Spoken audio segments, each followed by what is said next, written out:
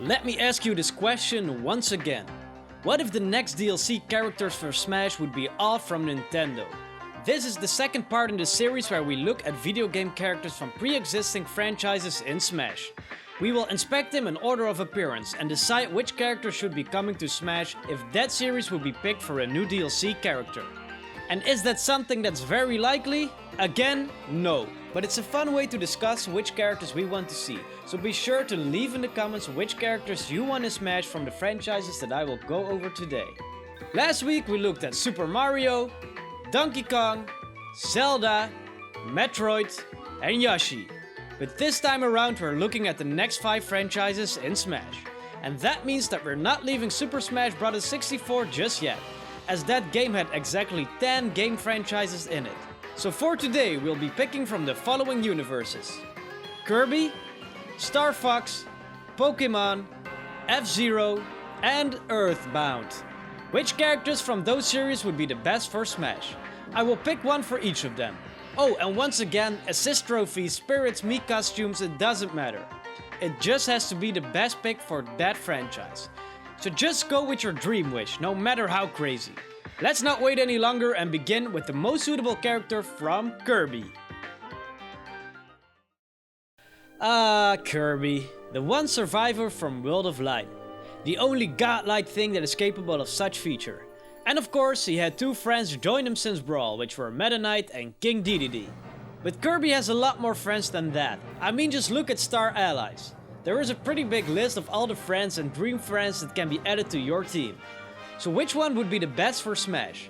I think this is one where opinions will be divided over, as I have seen people making a case for Adelaine, which would be incredibly fun as she can bring objects to life with her paintings. But I have also seen a lot of people rooting for Megalore, who is incredibly popular in Japan.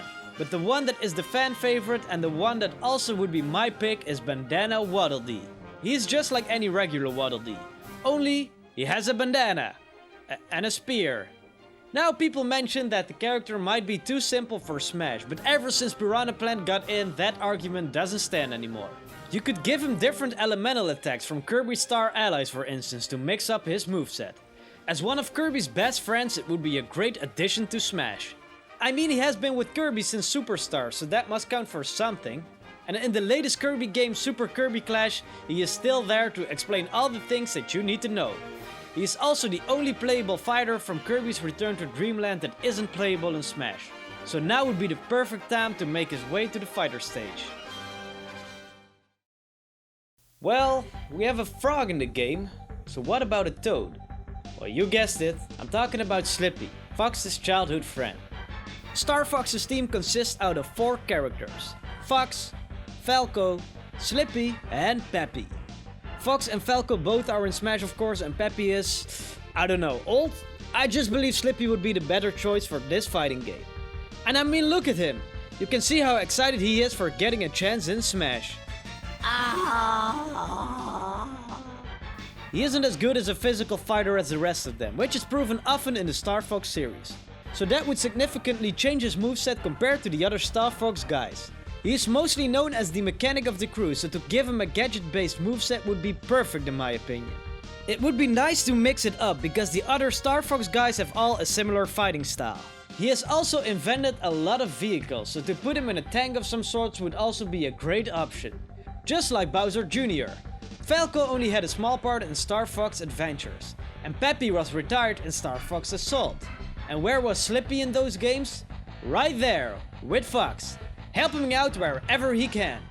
So let's make him help out once more. If I had to pick a second character from this series, I would probably go for Crystal, as she is an amazing fighter that's very different from the rest, because she fights with a staff. Plus she is still very popular, as can be seen with her being an assist trophy. I really hope that in the next Smash game one of these will get a chance. For a new Pokemon rep, I really had to think on what I wanted to see. I mean, the most obvious answer would be a new Galarian rep, but at the moment of release of this video we don't know what the evolutions of the starters are going to be. Or any other major Pokemon from that game. They just announced Surfetch though. That might be an interesting fighter, but let's save him for a Pokeball in the next Smash game. So I wasn't really sure. That was until someone gave me a great idea who commented on the first video of this series. Jason Parker said, and for a last personal choice, a female Pokemon trainer from Gen 2 or Gen 3 with all the 3 starters from their gen. Amazing! Excellent choice! We only have Pichu from Gen 2, so why not add more? It could be a great addition for each Smash game. A new Pokemon trainer with new starters. I think you can do both male and female models, just as they did with the current Pokemon trainer. But you can certainly make the default skin female. I mean, they both look pretty cool in Gen 2. Okay, but in what order would we put the starter Pokemons from Gen 2?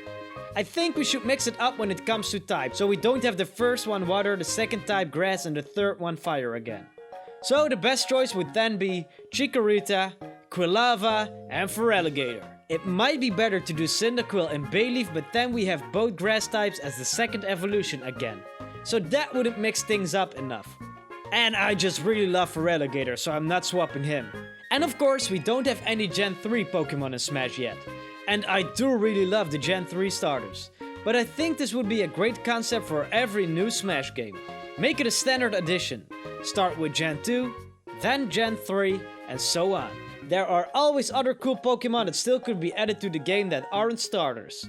Until we know more about Gen 8, I believe this would be the way to go. Give Gen 2 the extra love that it deserves. FZero, the forgotten Nintendo game. You know, Captain Falcon just can't catch a break.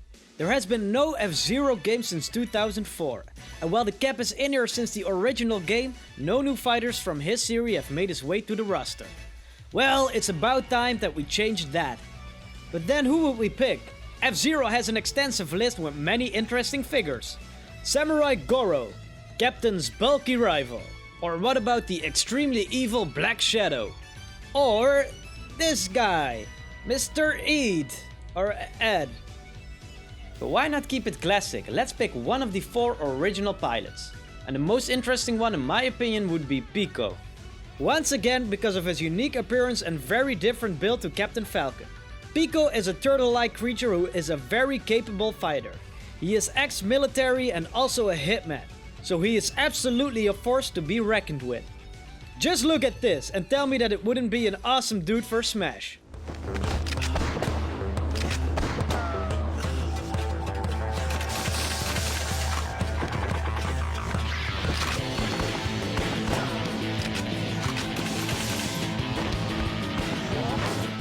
Just like Captain Falcon, you could make him incredibly fast, but he is also often portrayed with weaponry, so he could be more of a ranged fighter instead of a physical one.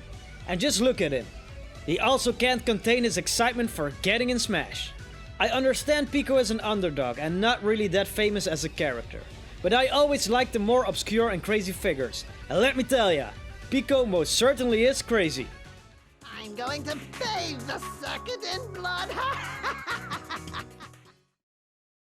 Well, for Earthbound, I think I know what the most popular choice would be, and that's Porky Minch. I will not go into any spoilers, but I will talk about the form that Porky takes, but you have probably already seen it from pictures.